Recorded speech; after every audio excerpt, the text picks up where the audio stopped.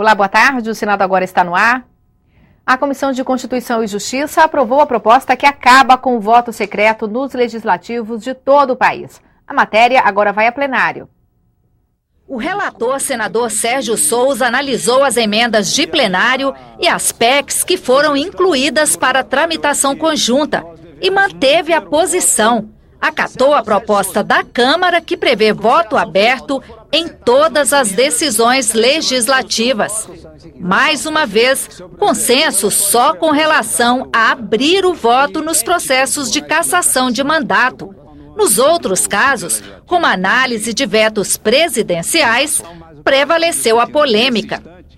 Se o Poder Executivo, ou seja, o detentor do mandato no Executivo, não entender essa faceta do parlamentar em discordar do Executivo, dizer, olha, eu não concordo com esse veto.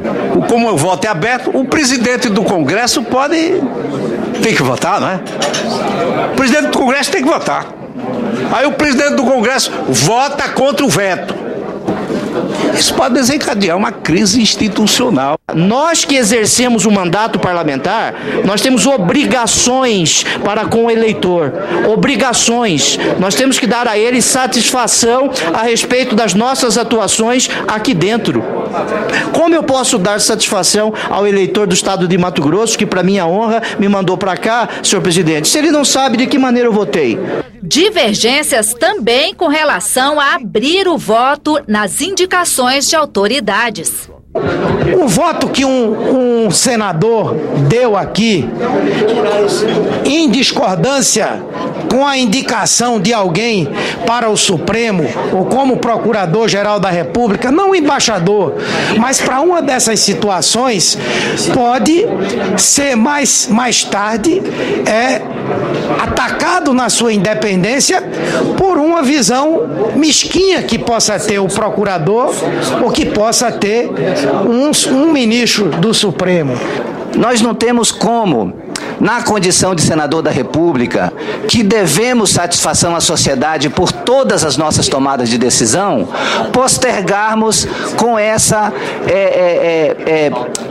atribuição do voto secreto nos casos de autoridade, no caso de veto, no caso de escolha de ministro do Supremo, quando a sociedade inteira está a clamar que haja transparência plena em todas as nossas tomadas de decisão. Apesar da polêmica, a comissão confirmou a decisão que já tinha tomado. Aprovou o fim do voto secreto não apenas nos processos de cassação de mandato, mas em todos os outros casos. A matéria volta agora a plenário. A ministra-chefe da Casa Civil disse que o governo não vai rever o modelo de concessões de aeroportos e anunciou novos leilões de rodovias. Gleisi Hoffmann participou hoje de audiência pública na Comissão de Infraestrutura do Senado. Acompanhado do advogado-geral da União, a ministra da Casa Civil disse que a concessão em áreas da infraestrutura vai continuar e comemorou os resultados do modelo, que já passou para a iniciativa privada a exploração de rodovias e aeroportos e do petróleo do pré-sal. Nós tivemos agora o leilão de Libra essa semana, que um resultado com muito sucesso. Outras concessões estão previstas. Em parceria com empresas privadas, serão aplicados 213 bilhões de reais na infraestrutura de transportes. Mais 2 rodovias serão leiloadas este ano. A BR-060, que cruza o Distrito Federal, Goiás e Minas, e a 163 em Mato Grosso. Os pedágios terão tarifa de cerca de R$ 6 por 100 quilômetros. Se nós tivermos uma tarifa que não seja aceita e que seja necessária para remunerar o investidor, não fecha a equação. Eu tenho que ter o equilíbrio entre o setor produtivo, o setor que investe, o setor que usa a infraestrutura.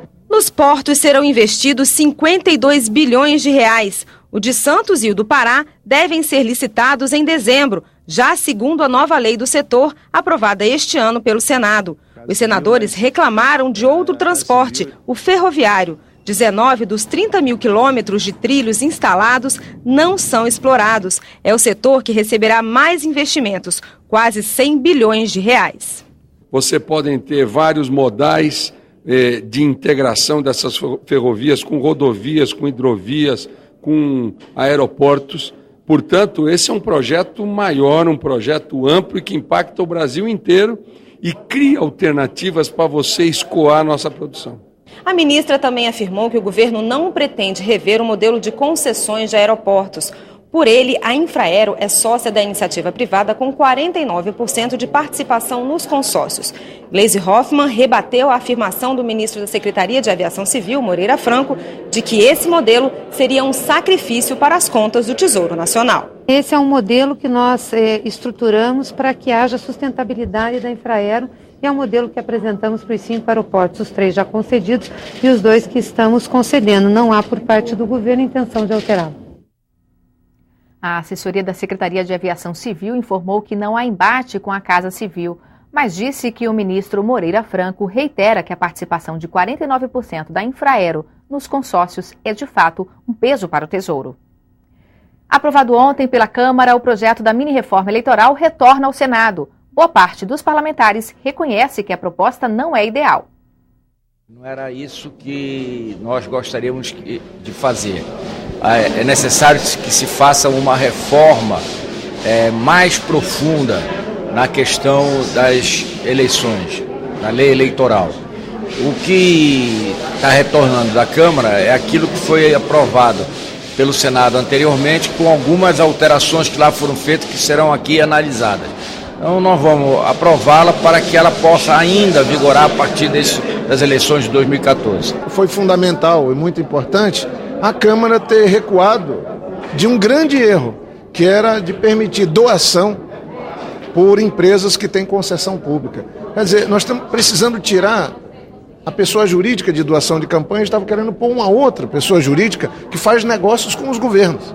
Imagine a situação vexatória que nós viveríamos. Esse contorcionismo de dizer que estamos fazendo uma mini-reforma não vai resolver os problemas do abuso do poder econômico, da utilização da máquina para beneficiar candidatos, não vai, de maneira nenhuma, proporcionar a igualdade na disputa, que é o que nós queremos. Na próxima semana, o senador José Sarney vai receber a medalha Ulisses Guimarães em sessão especial do Senado. O senador fez uma avaliação dos 25 anos da Constituição Federal. 3 meses depois de tomar posse, o ex-presidente da República, José Sarney, convocou a Assembleia Nacional Constituinte. Foram quase 2 anos de trabalho até que o Congresso Nacional elaborasse a nova Carta. Vários constituintes que ainda estão na vida pública vão ser homenageados pelo Senado na próxima terça-feira. O ex-presidente José Sarney é uma das personalidades que vai receber a medalha Ulisses Guimarães. 25 anos depois de promulgada a Constituição, ele avalia que a Carta garantiu o regime democrático no país, mas ainda precisa ser revista. Sarney lembra que precisou evitar conflitos para que a Constituinte fosse instalada. O Tancredo tinha concebido que se fizesse uma comissão de notáveis para elaborar um projeto de Constituição, e fez essa Constituição notável, presidida pelo Afonso Arinos. Infelizmente, Ulisses me disse, eu não quero nenhuma proposta, se você mandar, eu vou ter que devolver. Ele entende que as garantias sociais tornaram a Constituição brasileira um documento mais relevante para os cidadãos. Só se pensava no problema econômico no Brasil, não se pensava no problema social. Ele não era a prioridade nossa. E Ulisses, quando falou da Constituição, ele falou tudo, mas ele disse, ela não é perfeita, mas ela é uma luz, embora uma luz de lamparina, mas é uma luz de lamparina que vai iluminar as pessoas mais desamparadas. O ex-presidente Sarney critica as medidas provisórias, que dão ao Executivo o poder de legislar. Ele acha que é preciso rever esse instrumento. A minha solução das medidas provisórias é ela quer se restringisse unicamente a questões relativas à área econômica financeira, à segurança nacional, a meio ambiente, uma catástrofe que tenha de meio ambiente, só nesses 3 pontos. Os outros, ela não podia existir. Para Sarney, a Constituição brasileira pode ser mudada facilmente por meio de emendas, mas em alguns casos, como na reforma política, falta a vontade de rever o sistema. A reforma política, ela não é feita por uma coisa muito simples. Os que têm que fazer a reforma política são eleitos por esse sistema. Então, eles não querem mudar o sistema que os elegeu. Então isso faz com que sempre toda reforma política ela não caminhe e não se faça. Só se faz uma reforma política o dia que tiver uma vontade política firme ou que tivermos aquilo que eu falei, tivemos uma situação de tamanha dificuldade institucional que para se salvar a democracia, salvar o regime, é necessário fazer uma reforma política. O Senado agora fica por aqui. A seguir, assista ao vivo a sessão plenária. Para você, uma boa tarde, até amanhã.